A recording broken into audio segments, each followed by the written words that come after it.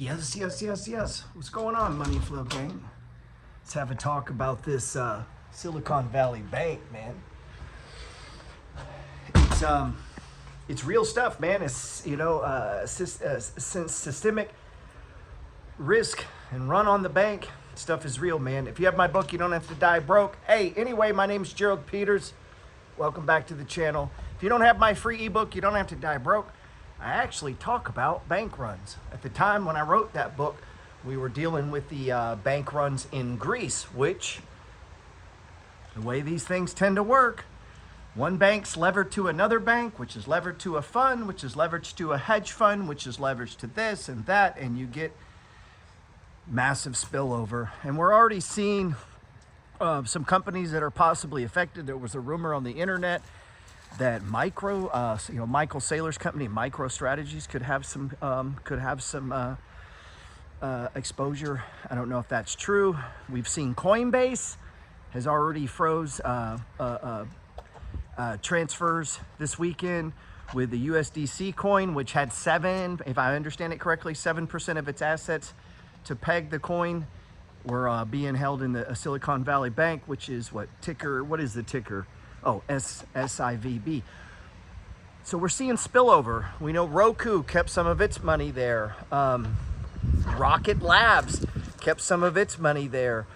Who was it? Venmo kept some of its money there. SoFi apparently had a $40 million lending facility there. Don't quite know what that means. It didn't make it sound like they had assets, but they were lending money out of that bank. So that's where you see one bank is connected to another bank. And I'm not even beginning to be an expert on a bank, but I do know how these things can play out because it can cause a run on banks. People can get nervous, especially if people who are less sophisticated in finance, if they start getting nervous, man, this thing could get ugly fast.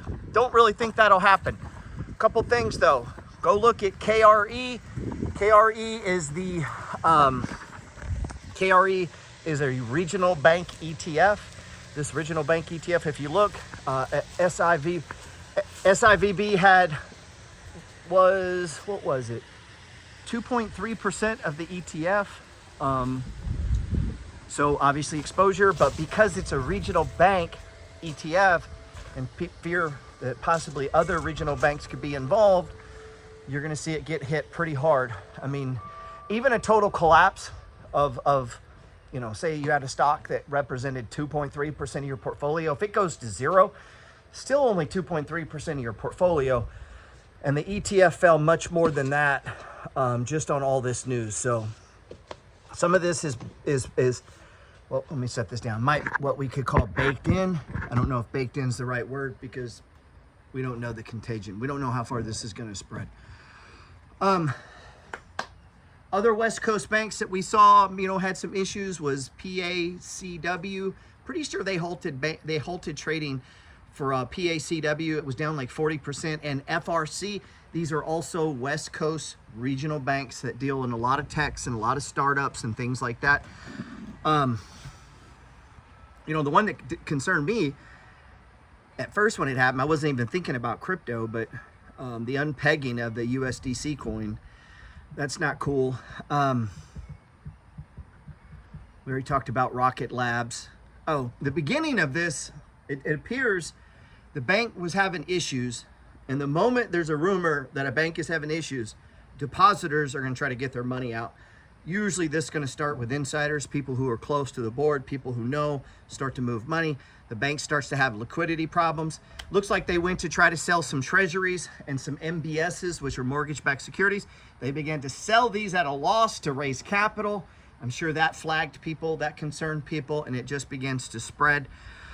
And then at that point, the bank doesn't have the money to make good to its depositors, and then you have a real problem. So that's where we're at. I'm not the most sophisticated explanation, but it is real. It is a real issue. Do I think people need to run out and pull their money out of the big banks or even your local regional bank? Probably not. But at the same time, I don't have hundreds of thousands of dollars in the bank, guys. I'm always all in on my investments.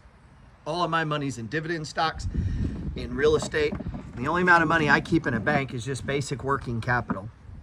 But we're all exposed, man. We're all exposed. You know, I didn't see the crypto connection at first. I own shares of Roku. See a connection there. You know, Rocket Labs has $38 million. That's not going to bankrupt them. That only accounts for 8% of your cash. But I don't know about you. If I woke up and 8% of my cash was gone, I wouldn't be very happy. What's some ways we possibly could play this? There's a leverage. KRE is one. KRE is a, you know, is a crypto, is not a crypto. KRE is a regional bank ETF. That's one way. If you want a leveraged way, you know, maybe you don't want to do options. There's another leveraged way is the DPST. The DPST is a 3x leverage to the regional banks. You see on Friday it was down 13-something%. If I was doing that, money flow rules apply. I'd wait for a pivot anchor point. I'd wait for a possible stage 1. I'd wait for price to get above that 5-day exponential average. And then I would take my shot at trading that if things get better. If things don't get better, it's 3x leverage and it's coming down. So obviously you want to use stops and you want to be prudent and you want to make sure you understand what you're doing. Anyway, that was my 2 cents. Possibly try to do a video on this later.